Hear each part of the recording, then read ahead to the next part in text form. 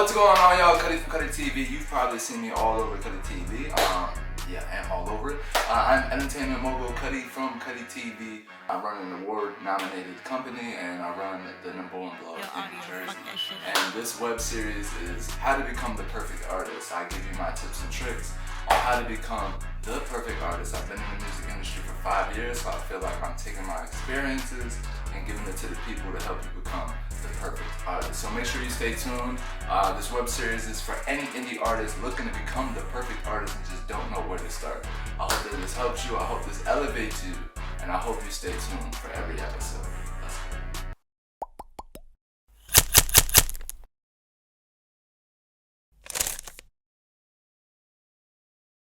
What's going on, y'all? Cutty from Cutty TV. We are back at it again. This is episode 8. You guys are 2 more episodes from finishing up the web series, and you guys are on your way to becoming the perfect artist. You guys now know most of the formula to becoming the perfect artist. There should be no excuse. Everything up to this point should be squeaky clean because you now know everything.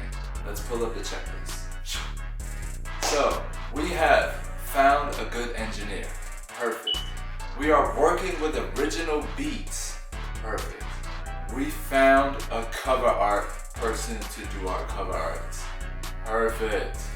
Next, we are distributing our music. Everybody can hear us. That's great. Then we are working on our promotion, so after we are putting out our music, people are hearing us in new areas. Amazing. Then we have built up a fan base, so now when we drop new music or drop merchandise, people know where to get it from and they are buying it directly from us. Great. And now we have started a merch line and people can now buy our merch. So we're on a great path right now. So we're getting on to episode 8. Now that you have everything all the way done, we can move on to doing shows. You shouldn't want to do a show until you're at this point. If you're not here, the show experience just isn't going to go as good for you as it would everyone else. I've been doing shows for a very, very long time, and I can say that if you don't follow these steps, you can network, you can build, you want to do this. This will help you so much more faster. So doing shows are very important because you connect them with new people. You got new people who can see your merch, and you have new people who can hear your music. And along with new people, mostly it's bigger people inside of the room that can do beneficial things for your career. The #1 thing about doing shows, linking up with DJs. The more DJs you know, the more people playing your music. The more people playing your music, the more people hearing your music. The more people hearing your music, the more streams you get. So that's all important. That's the #1 important person as an artist who you want to network in as soon as you walk into the building. You want to network with the DJ. That's just it. The DJ is going to give you so much valuable value that you're just going to love it. And you want to network in with whoever through the event because obviously they can get you booked again and get you on more shows and get more people buying your merch. Because we're going to bring our merch to the shows because we have merchandise now. You see how this goes? Again, we're going to talk about this more.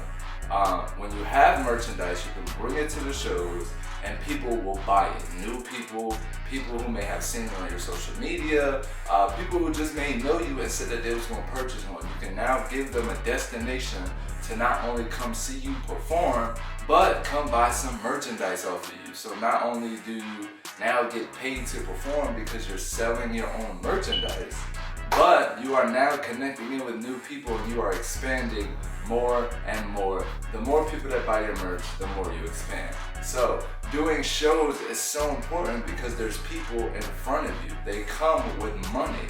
They want to spend money. If you follow the checklist and you have aced it, when you walk into a show, people are going to spend money with you because you have mastered everything that nobody else knows. Everybody's trying to discover it. You already know. So with that being said, you're going to walk into a show and do successful. Now let me give you some tips and tricks on how to find these shows and how to start doing shows. Because If you have this identified, you're going to be successful. Let's go. Alright, so you guys are probably wondering, okay, Cutty, thank you for telling me all the benefits of doing a show and why I should do a show. Now, how do I do a show? Let me give you the tips and tricks and the answers for that. So there's a couple of categories of what I like to call shows, and I'm going to break them down for you, and you can see where you're at, and then I can tell you where to find these type of events. One, the top tier, #1 easiest way to get a show done, go to an open mic. Open mic nights are open for all artists, no matter what your genre is. You can go up in there, present your music, and people can hear you. That's the #1 event that you can go to, you can start. They're probably doing them around your city or wherever you're at. You can type in with a local promoter and find out about the open mic nights. Second, you want to go start doing showcases. Showcases are a little bit above open mic nights. They're a little bit more organized because you're paying for your slot in advance instead of when you walk to the DJ's table and write your name down on a piece of paper. So a showcase is a little bit more higher than an open mic, and you're most likely going to have more performance time on stage. This is where you start bringing merchandise, you're able to connect with new artists, and meet some people that can help you get to other places. That's very beneficial for you. 3, throwing your own shows. Once you master all of these showcases and all of the first place and second place, third place prize showcases that you're going to do, you have built up a fan base now enough to start doing your own shows, which is nothing but getting a venue, getting a DJ, and getting security. Remember that. Keep it basic. That's all a show is. That's all an event is. It's a DJ, a venue, and some security. And then you are to artists. And you can host it yourself, or you can get a host like me who's pretty good. And you now have a show. So the last way for you to do a show is to get on a festival. This is probably the biggest last step, I would say, to becoming the perfect artist. You want to work to this level right here. Festival, stadium, Madison Square Garden, things like that. That is the last type of show. That's all of the major label shows. There's thousands of people there. They're mostly either festivals or they're just really huge shows done at stadiums or really big arenas. So those are the 4 type of shows that you can do, and I'm gonna break down how to get to those right now. So open mics, let's start with the first one. Open mics, you can probably find those at any coffee shop. If you go to any coffee shop, if you go to any lounge, if you go to any just urban place where people be hanging out at on the weekends, most likely on the weekends or on Wednesdays, they do a open mic because most people just need people to come in the building, so they do the open mic night to get people to come in there, spend money on drinks, they can perform their music, bring their friends. It's just very convenient for them to do an open mic night. So small cafes, coffee shops, anything like that is where you can find open mic nights for sure. Now moving on to showcases. Showcases, I would want to say you want to network with other artists in your area and local promoters to find these type of events. Local promoters are normally the ones always putting the events together. We're always looking to give artists new opportunities and stage time. So we put together these showcases. We'll bring a celebrity just to make it, feel, just to have people in there for you. And that's how you can find these showcases. You can either talk to a local promoter or you can talk to a local artist. Most likely, every artist who has done indie music has done a showcase. If you follow this list, actually, open mic, showcase, doing your own shows, and then moving on to festivals, you will actually be really successful, because if you do one before the other, the experience is going to be a little different for you. So let's move on to doing your own shows now. Doing your own shows is literally nothing but getting a venue.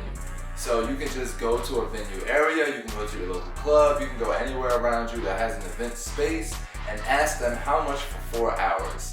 An event is mostly 4 hours long. You spend the first hour letting people get there. The second 2 hours are the ones where you're performing or doing performances. And then the last hour you use as a cushion to let everybody leave out, and then just to make sure you don't go over your time.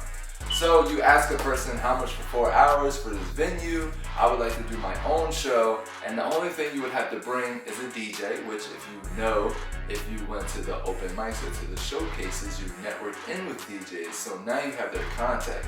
So you network with them on how much you would pay them to DJ for you for 4 hours.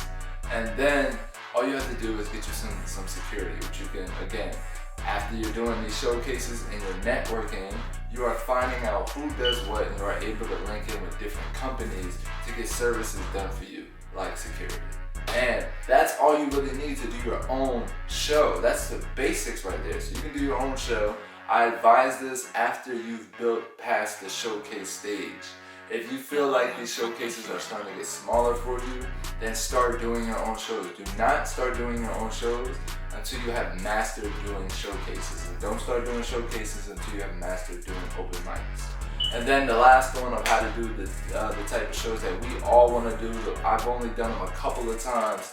The big shows. The shows where there's 1,000 people, where there's 3,000 people. It's a festival going on.